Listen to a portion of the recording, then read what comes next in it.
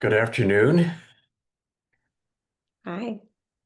Welcome to our afternoon seminar. We have Dr. Eradat with us this afternoon. We're going to talk about recurrent pregnancy loss and fertility treatment options and things we can do to enhance one's fertility.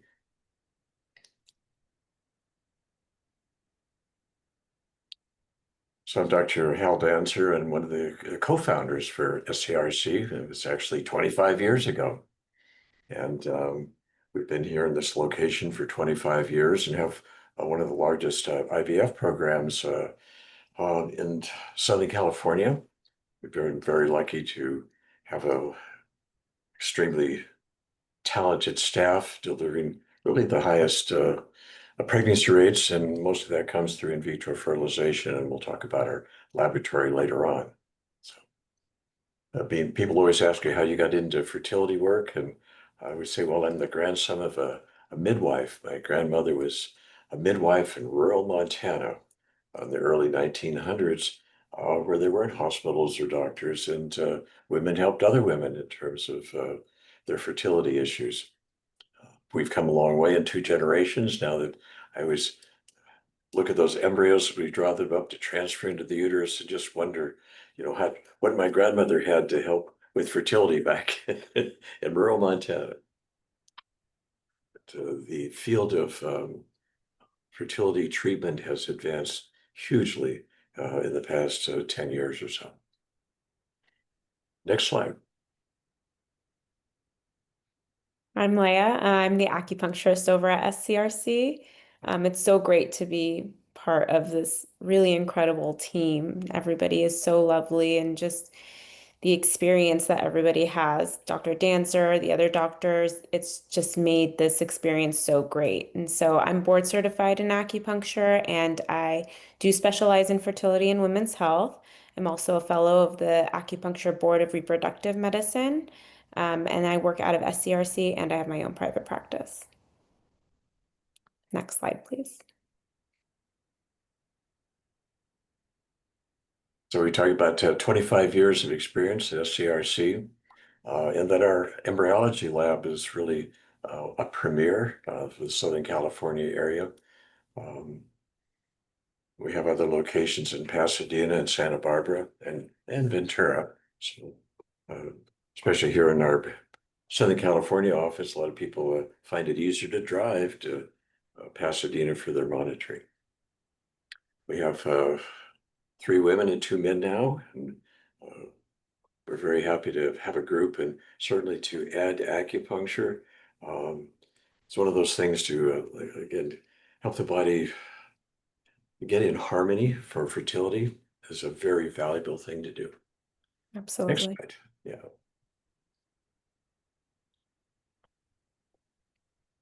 So what makes a fertility laboratory a go? Again, we do over probably 1,500 IVF cases a year.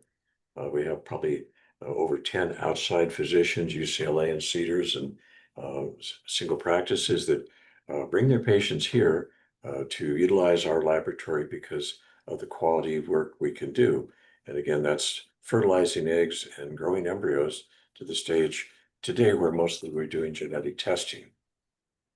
We also have a technology called EmbryoScope, which is a way of essentially time-lapse photography of all those images on photographs to look at how embryos grow. We know that embryos that grow symmetrically 2, 4, 8 cells in the first few days have a little greater potential than one that go to 1 cell to 3 cells or 4 cells back to 2 cells. You kind of know if an embryo is struggling to divide itself equally within cells, that it probably is not genetically intact. And again, it helps us to rank embryos, tell us which ones to transfer first to give the best chance of pregnancy at the shortest period of times. So we're very pleased with our embryo development in our laboratory. Next time. So today we're talking about recurrent pregnancy loss, and again, that's connected also with IVF. But we'll go through what it is and the emotional impact, which is huge for couples that suffer with this, and then the options. And next slide.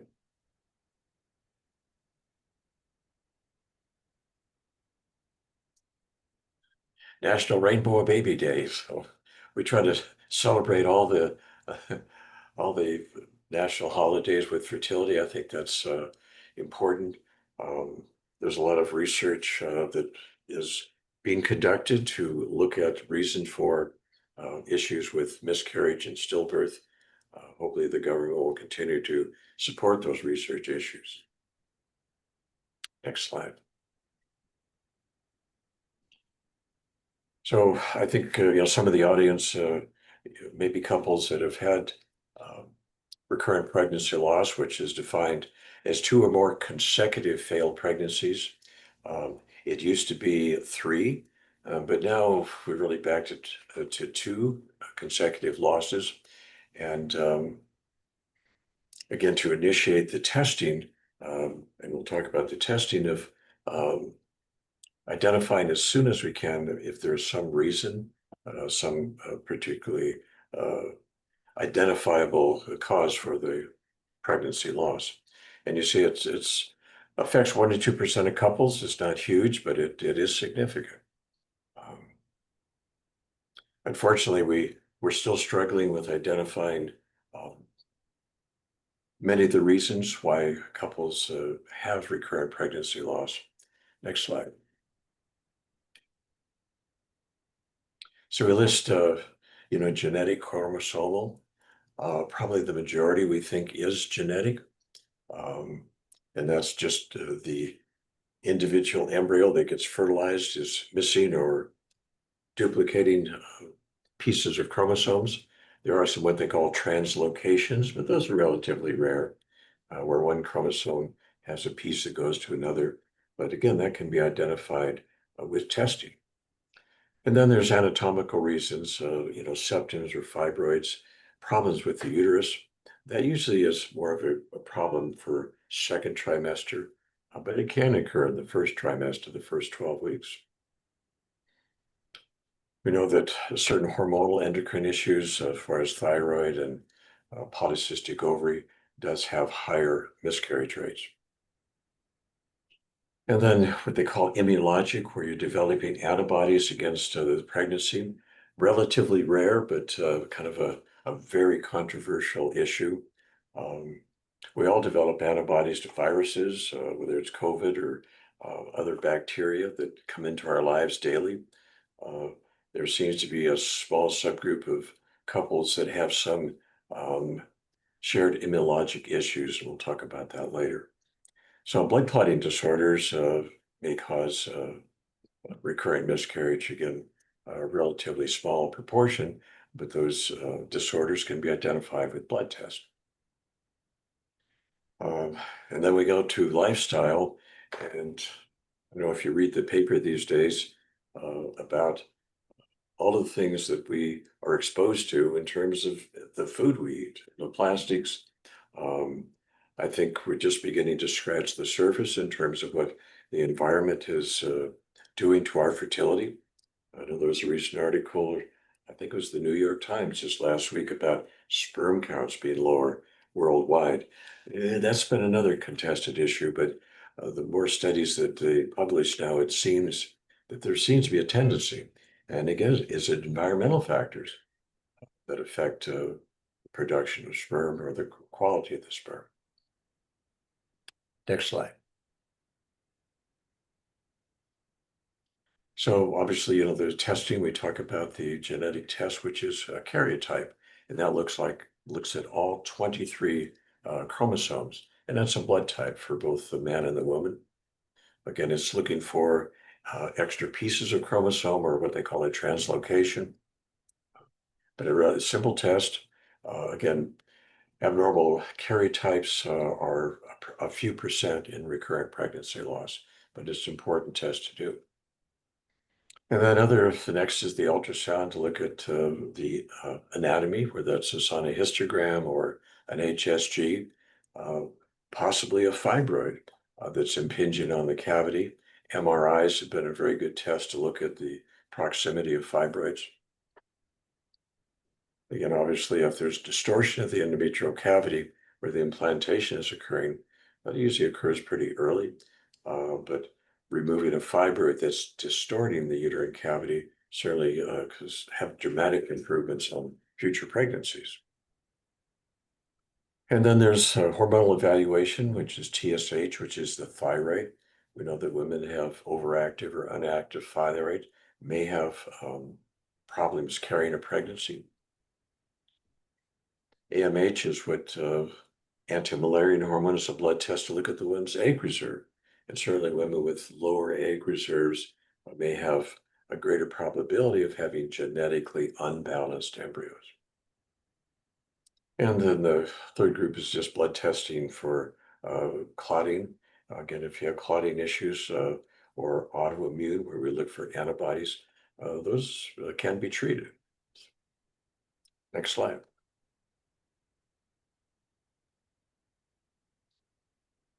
So this is, a huge factor for couples that have 2, 3, or 4 miscarriages in a row. It becomes a frightening thought to get pregnant again and have another loss.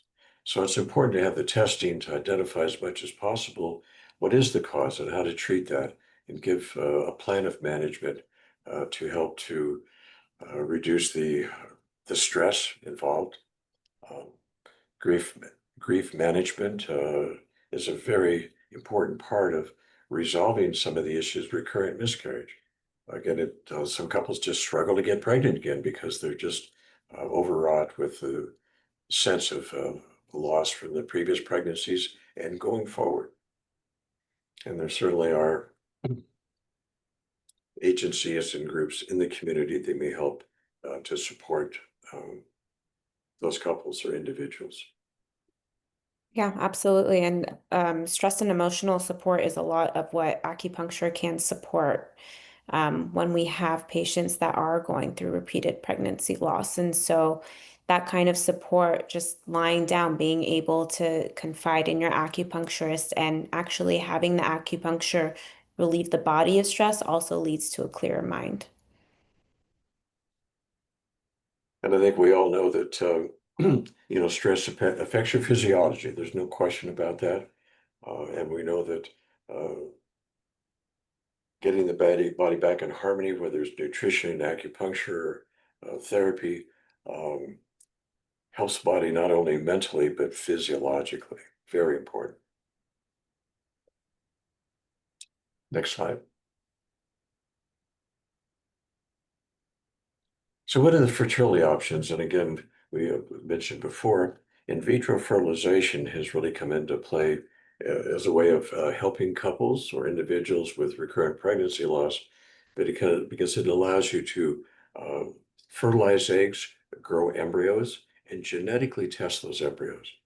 Um, we know that it's been probably the most successful treatment for recurrent pregnancy loss. So, how does IVF work? We do a baseline ultrasound to look at how many follicles or eggs we have to work with. And then IVF is essentially stimulating with injections of follicle stimulating hormone for about 12 days to mature eggs. You have to have a mature egg to be able to fertilize it and to grow it to an embryo. So that takes about 12 days of injections. And again, it's natural follicle stimulator, has minor side effects. We do egg retrievals. Again, it's 15 or 20 minutes, a relatively simple procedure. People are out the door in an hour or two and go back to work the next day. So it's a project, but it's a way of getting multiple eggs and multiple embryos to test.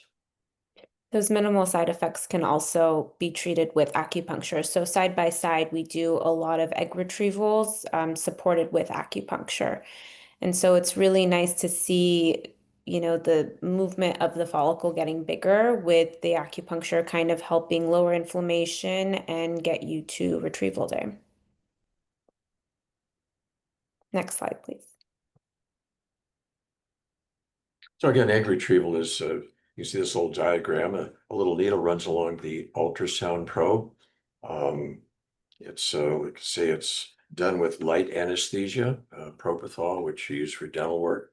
Um, when you've completed the egg retrieval, you turn off the propofol drip, you wake up in 5 minutes, very little nausea associated with it. Um, and again, the bloating that you get with the very high estrogen levels subsides pretty quickly within a day or two. But again, acupuncture helps the body be more resilient in terms of the resolution of those side effects with high estrogen.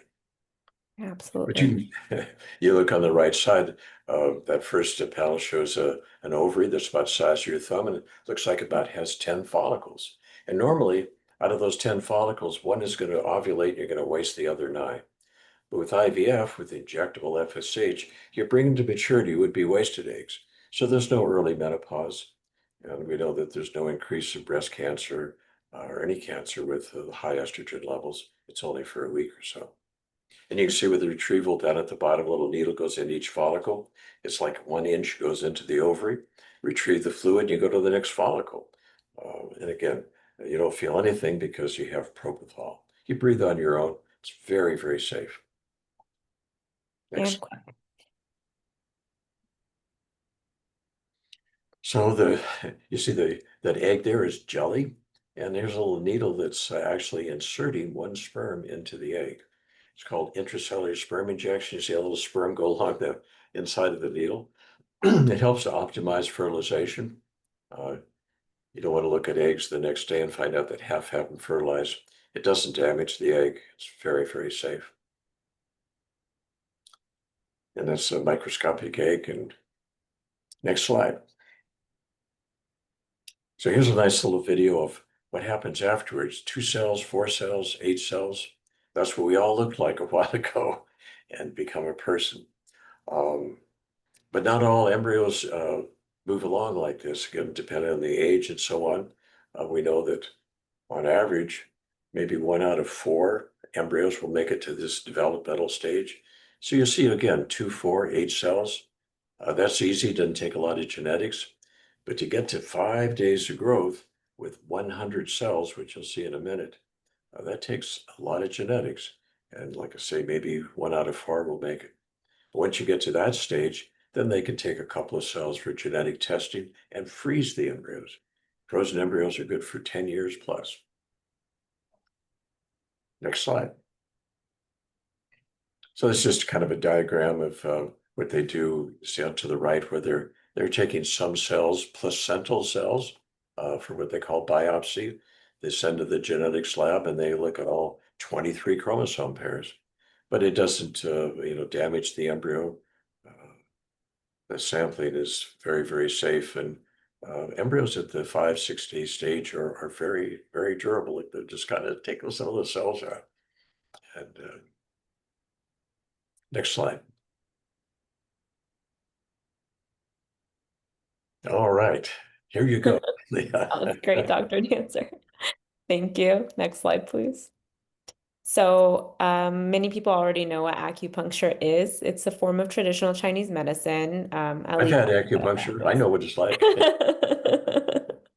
Anyway, it's basically you get poked with needles. These aren't the same needles that you see when you're getting blood. They're a lot thinner, and they don't hurt. Most people do think that acupuncture hurts. Sometimes there's a little bit of a stab, but really it does kind of move away from pain after a little bit.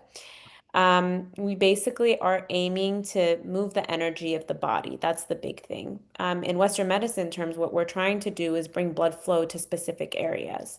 So for fertility, most of our aim is to bring blood flow to the reproductive organs.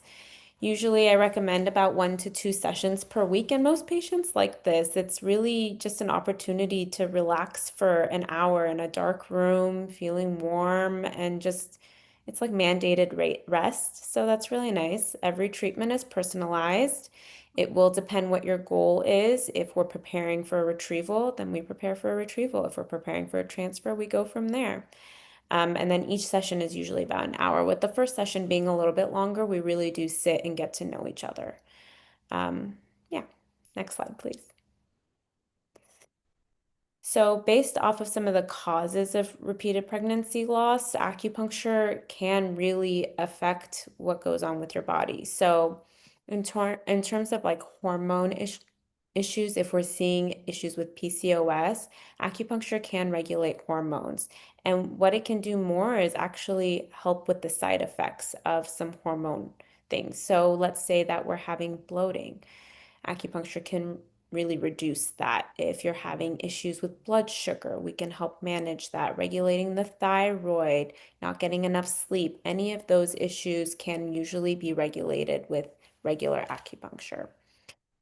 Another huge aspect is inflammation. As Dr. Danzer sees a lot, I'm sure inflammation is a huge cause in RPL. So what acupuncture can also do is reduce inflammation, and that's really just effective for the most of it. It's the first kind of thing that acupuncture does. It also moves the blood, so we reduce something that's called stagnation, which is just slower moving blood. And then we also offer nutritional coaching. We recommend supplements, sometimes herbs if it's necessary, but not too often. And then we just really help bring in new blood, new energy, decrease mental load, decrease stress, and offer just an opportunity to relax once or twice a week. Next slide, please.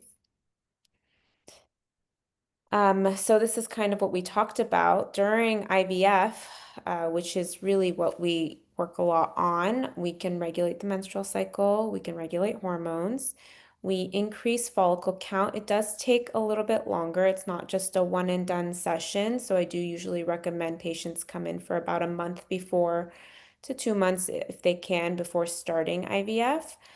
We do work on egg quality and follicle count. Sperm quality is actually very responsive to acupuncture. So we definitely recommend bringing in your partners as well. We improve blood flow to the reproductive organs. And then when we're getting ready for a transfer, we really work on getting that endometrial lining as thick as we need. And then of course, with stimulation medication, there can be some side effects, whatever that may be, bloating, headaches, breast tenderness. We really do work on those things as well. And generally, you'll see a lot of acupuncturists come for embryo transfers. We do have studies based on the effectiveness of acupuncture in embryo implantation. So an increase in implantation rates, and it makes the uterus more receptive. And then, of course, the stress and mental load of IVF can always be high. And so, like previously mentioned, we like to use acupuncture to lower all of that and manage it. Next slide, please.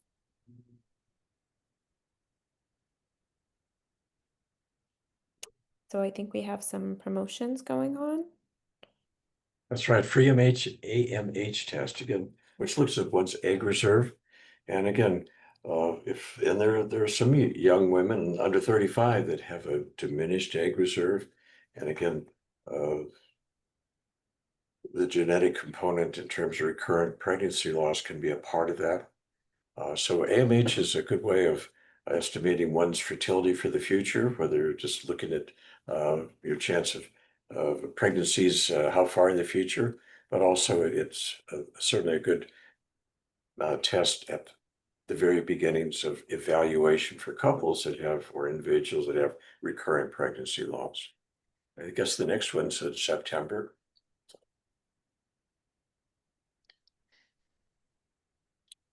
We're looking at, this is a Pasadena office.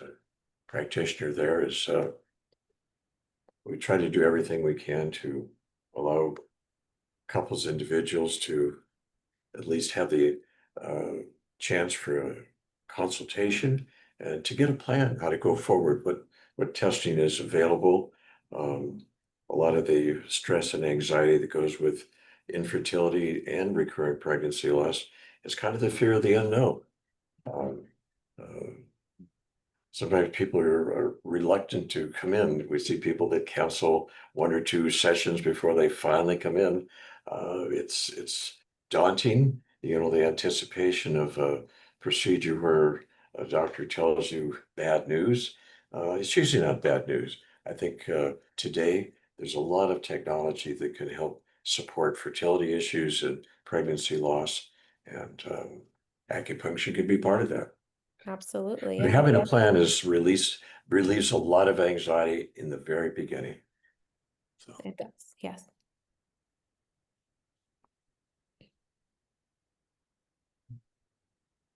That's the so team. I think some of you may have some questions. Again, I tried to be very as brief as possible, just placing the information out so that if you have questions, we can answer those. Absolutely.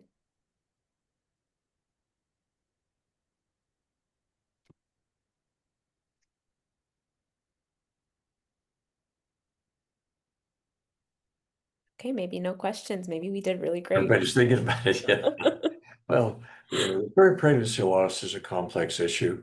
I think most couples have had some testing. Um, but again, to offer a discount if you feel that another consultation would be helpful to get a plan to go forward. That's important. The understanding of how to go with the next step would be relieves a tremendous amount of anxiety. Dr. Danzer, there seems to be a couple questions. So there is one person asking, I have RPL with IVF using euploid embryos. Do you recommend the same testing? This attendee is also coming in for a consultation. I'm sorry, I didn't get the first part of the question. If you have a genetic RPL with embryo, IVF right? using euploid embryos and asking if they recommend the same testing. So it seems like they've had RPL and they've already done IVF and they have a couple euploid embryos. Do you recommend Right. that they repeat the testing? Well, possibly, depending on how long ago the testing was. And again, we always look at autoantibodies. There's a whole panel. That's kind of a little bit controversial about what antibodies may be an issue. Uh, you look again at one's nutrition and vitamin D and thyroid. It's important to look at all of the known uh, abnormalities that may cause recurrent pregnancy loss. We know that with one euploid embryo transferred into the uterus, you're bypassing a lot of the genetic issues. Uh, Today, if you're under 35 and transferring one embryo that's normal genetically, the pregnancy rates are 70%. With the miscarriage rate, generally about 8%. Is a little bit higher with recurrent pregnancy rate. Depends on how many losses there's been, but um, I think in vitro fertilization with the transfer of normal embryos has been the very best resolution of recurrent pregnancy loss with current technology. Yeah. And what's really nice about SCRC and what I've seen with all of our doctors is that they will customize the testing due to your case. So if you come in for a consult, they will discuss everything with you before laying out a plan. The next question from Denise is, what if I froze my egg somewhere else? Yeah, generally it depends on where it is and when it was. The technology of freeze and thaw is uh, in the past has been a little bit unique to different clinics. Um, Many people recommend that if you have eggs in New York, you get sperm back there and make embryos. Um, and you can do the genetic testing at that point. Embryos, especially day 5, day 6, 100-cell embryos, they travel very well. Eggs uh, sometimes suffer from transfer. We don't exactly know why, but ideally, we usually recommend creating the embryo where the eggs are. And then if for some reason, you've moved down to LA, you could transfer the embryos to the West Coast. Sure. Same question from the same person is asking, is there an age cutoff? What if I'm over 40 and have RPL? I don't think there's any age cutoff. Obviously, once you get in the late 30s, early 40s, the percentage of eggs that are genetically good for all women, but we know it's about 25%, maybe 1 in 4. It takes longer to get pregnant late 30s, early 40s. But if you have a good reserve, and again, you like to have at least 4 to maybe 6 starting follicles for an IVF for women over 40. And the vast majority of women in the early 40s are able to uh, start off with a good baseline follicle count that could give you 3 to 4 to 5 embryos to test. Yeah, we've seen great things in women over 40s too. Next question is Dr. Danzer, does SCRC perform an M2 test for RPL cases? An M2 test. Yeah. Yeah, I'd have to talk to you about that afterwards. It's a little complicated. Okay. How can stress affect your fertility? Uh, a lot. Stress can have a lot of effect on your body, right? So let's say it's affecting your sleep. If you're not sleeping well, I mean, that doesn't really give an opportunity for those follicles to grow or those eggs to really be in good quality, unfortunately. If it's just affecting your mind, your body, you're feeling like tense all the time, that's another thing too, not enough blood flow. That's where acupuncture kind of comes in. And I'm sure, Dr. Danzer, you've seen like differences when you're doing IVF cycles back to back, if there is an increase in stress in a patient or a decrease in stress. We see kind of a change in follicle count or egg quality sometimes too. Yeah, stress management is a big part of fertility treatment today. We know that stress creates changes in the neurochemistry. Hmm. That can translate into cycles where eggs don't mature well and a variety of things. Yeah, Um, I think there's no question that a stress reduction. I'm a big advocate of meditation. I think there's a huge amount of information that meditators are able to reverse some of the uh, neurochemical changes that occur with stress. Um, and there's good studies looking at stress reduction for improvement of people with cardiac problems and recover from surgery. Uh, and again, I think that's how acupuncture feeds into that. Again, it's a modality that can get the body in harmony. And absolutely. Yeah. one of the things that anything we can do to manage stress, and we all have stress, it's a matter of how we manage it going forward.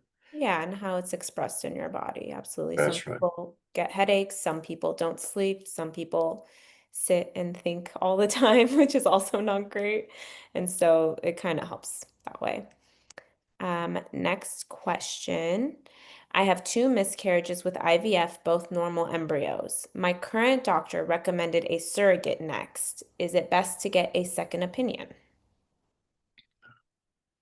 Well, there may be some issues with that. Again, if there's a history of fibroids or other problems, scar tissue of the uterus, then certainly a gestational carrier would be an option for that. Implantation issues um, tend to be more genetic than anything else. Um, I think moving to a gestational carrier really has to do with anatomic issues most of the time. Could there be implantation issues? And that's kind of hotly disputed for not just recurrent pregnancy loss, but anyone getting pregnant. Um, what's the mechanism of implantation? And but if an individual or woman develops a good lining and it's a high quality embryo, we think that implantation occurs probably 90 some % of the time with a Mhm. high quality embryo. Um, it's really the genetic issues afterwards that are probably 90% of the equation in terms of who's successful pregnancy wise. Right. If you've had two, I would say frozen embryo transfers with high quality embryos, the probability of success is still pretty decent with the third embryo. It has to be individualized. Um, Surrogacy may be helpful, like I say, for those women that have had issues for anatomic reasons. Mhm. Absolutely. Next question. What do you think about lowering oxidative stress, avoiding any and all life stress during stimulation, maximizing antioxidant, organic, healthy diet, maximizing all 24 plus supplements and focusing on cell energy and maximizing ATP energy during IVF stimulations? Um, It's a lot. I know that, I have patients who come in and they're like, I'm doing this and this and this and this. But if you're doing all of that, is that causing more stress, putting so much pressure on yourself to get to your acupuncture appointment, do all your supplements, not eat this?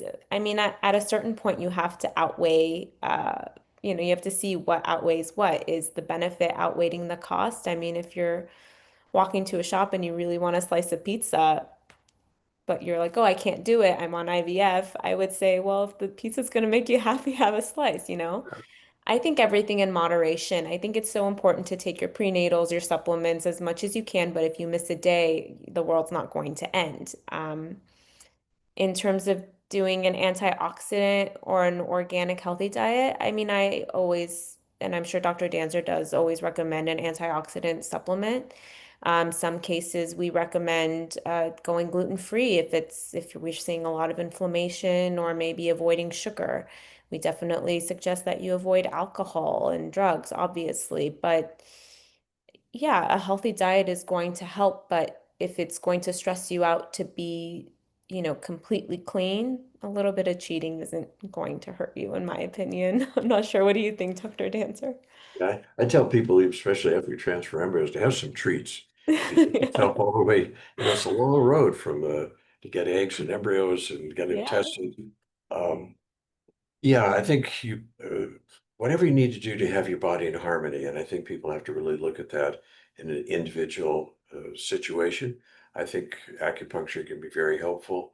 Um, there's a huge amount of study that suggests that 30 to 40 minutes walking every day has Hmm. tremendous health benefits. We tell that for all our patients going through IVF and pre-transfer and after transfer of the embryos. Um, I think, like I say, managing the stress has tremendous health benefits, and everybody's kind of unique in terms of how you do that. I think supplements are good. I wish we had more science to tell us about supplements. There's a lot of people out there making a lot of claims, and we say, "Well, I want to see the science." And they said, "Well, I had 3 people that got pregnant when I did this whatever." Well, Right. it's not 1,000 people, and it probably takes 1,000 people to really look at how nutrients protect us. Yeah. The environment is filled full of things that may have influence on some aspect of our physiology, but unfortunately, the science hasn't caught up to that yet. And that takes the government to get involved in that. Uh, I don't know if they're willing to do or invite, uh, invest the money into that, but I think the healthcare industry certainly needs to look very carefully about health supplements and which ones are good and which ones aren't. I saw somebody recently went on supplements and their sperm count diminished dramatically, Mhm. and they were taking um, add-ons of uh, things that we didn't know what was in it. So we said, well, stop the supplements and let's see what happens to your sperm count. So Yeah. it can be real. And not everybody's susceptible to that. Some people are more susceptible than others to those kinds of maybe minor changes in their physiology. Yeah. And I would say most of the doctors will sit down and they'll recommend which supplements to take. And I do go over them with whoever does acupuncture as well. And we kind of say, okay, maybe we don't need this one. We don't try to overdo it, because that is also taxing on your body and that can cause stress too. So, just whatever kind of works for you and just don't stress out about it is kind of what I would And we say. don't have a lot of information about the interaction of supplements. One Mhm. supplement would be great, but then when you add it with 2 or 3 others, that may be a negative. Yeah. A lot of things Because, cancel each other out too. yeah, yeah, there's a lot of science that has to come forward to help us with what supplements are best for fertility and recurrent pregnancy loss. Yeah. Absolutely. Maybe we do a study. Yeah, well, All right, next question is, how does one know if one has fibroids or endometriosis or other implantation issues? Is it possible to notice any of these during IVF? Yes. well, certainly we do ultrasound, and that's the best way to identify fibroids. Hmm. Before we transfer embryos, we do a special ultrasound. It's called a saline sonogram, where you put just like a teaspoon of saline into the uterine cavity, and under ultrasound, 3D ultrasound, You look at the shape of the cavity. Um, you look if there's any impingement with polyps, which is overgrowth of the lining, or fibroids. Fibroids, small fibroids in the wall of the uterus have no effect on fertility. It's only when they distort the cavity. So that's can be identified very easily in this test. Occasionally we use MRIs. Um, Endometriosis is a whole other issue. We don't have a good test for that. Um, there's one that came out a few years ago, but Receptiva that hasn't really panned out to be as accurate as we were hoped it would be. Silent endometriosis is present in maybe 25 to 50% of women, but many of them get pregnant in spite of it. Mhm. Um, there's some new data that MRIs may see some deep endometriosis that you wouldn't see on ultrasound. We have to wait and see how that pans out. But the history of endometriosis is probably the most important in terms of identifying whether you're someone that might be at risk for that. As a family history, if your mom had endo or sisters, it does run in families. Um, like everything is genetic. But a woman who progressively having more painful periods or pain with intercourse or voiding and so on, if that's developing over time, because endometriosis is a slowly progressive process. So if symptomatology is getting worse with the menstrual period or ovulation, that's a signal for endometriosis. Mhm. Unfortunately, the only true way to diagnose that is laparoscopy. And I think we're trying to avoid that today, unless we see something on ultrasound that would suggest that there's a endometriosis cyst on the ovary. But we're still waiting for a good test to help us identify endo. Yeah, and endometriosis is, like you said, only really able to be diagnosed through laparoscopy.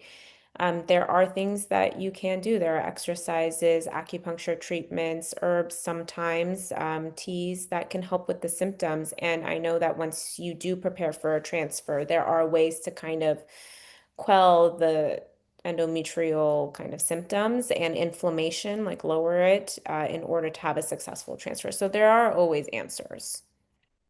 Yeah, the endometriosis with fertility is probably connected to inflammatory process. You know, the little implants of this glandular tissue that's usually inside the uterus is then outside the uterus or on the ovary or tubes, and the body's going to react to that.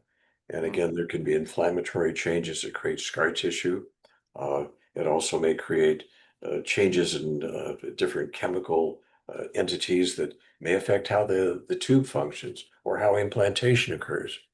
I wish we had a better test. Everyone's, not everyone, but many are looking for that. Is there a blood test Yeah. that we could do that would put people at more risk for having the endo? We just don't have that right now. But the history is probably the most important thing, and then ultrasound. And if there's some ultrasound abnormalities, then an MRI could be helpful. Mhm. And it can be suppressed with hormonal treatments. So it is treatable. Absolutely. Yeah. Okay, I think those are all of our questions. I hope that was helpful.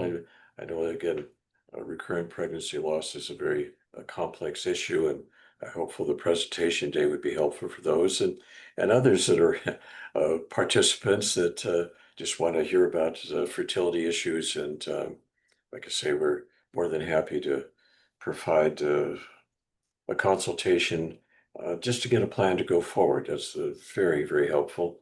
And or beginning acupuncture to help to manage the stress and the inflammation in your life. I think be a Yes. very good thing to do. Yes, absolutely. Thank you so much, Dr. Danzer. You're very welcome. Have a have a wonderful weekend. You too. Okay.